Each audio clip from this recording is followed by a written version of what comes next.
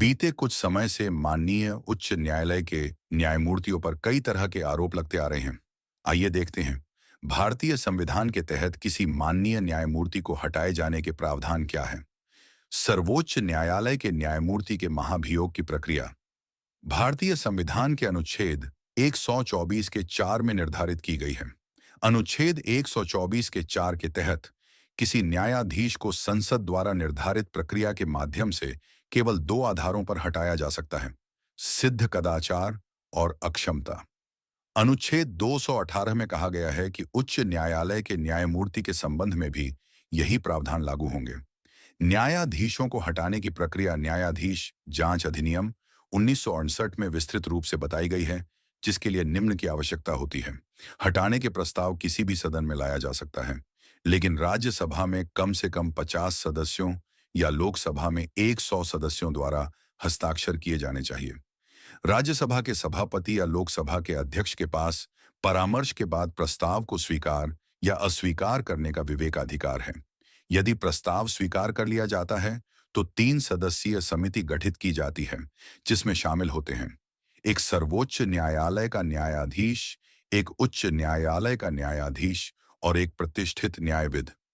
समिति आरोपों की जांच करती है। यदि न्यायाधीश को कदाचार या अक्षमता से मुक्त कर दिया जाता है तो प्रस्ताव को छोड़ दिया जाता है और आगे नहीं बढ़ाया जाता है।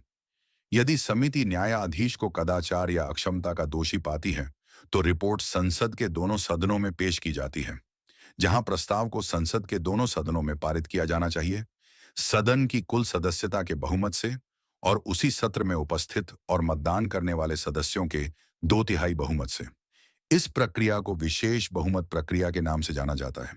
दोनों सदनों से प्रस्ताव पारित होने के बाद इसे राष्ट्रपति के पास भेजा जाता है।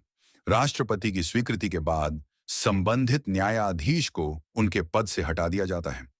भारत में किसी न्यायाधीश को हटाना एक जटिल और संवैधानिक प्रक्रिया है, जिसे महाभियोग इम्पीचमेंट कहा जाता है।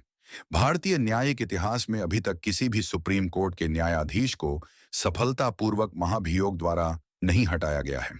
हालांकि 1993 में जस्टिस वी रामास्वामी के खिलाफ महाभियोग प्रस्ताव लाया गया था, लेकिन यह लोकसभा में पारित नहीं हो सका। भारत में सुप्रीम कोर्ट और हाई कोर्ट के न्यायाधीशों को हटाने की प्रक्रिया अत्यंत कठिन और संवैधानिक रूप से सुरक्षित है। इसका उद्देश्य न्यायपालिका की स्वतंत्रता को बनाए रखना और न्यायाधीशों पर अनुचित राजनीतिक दबाव को रोकना है।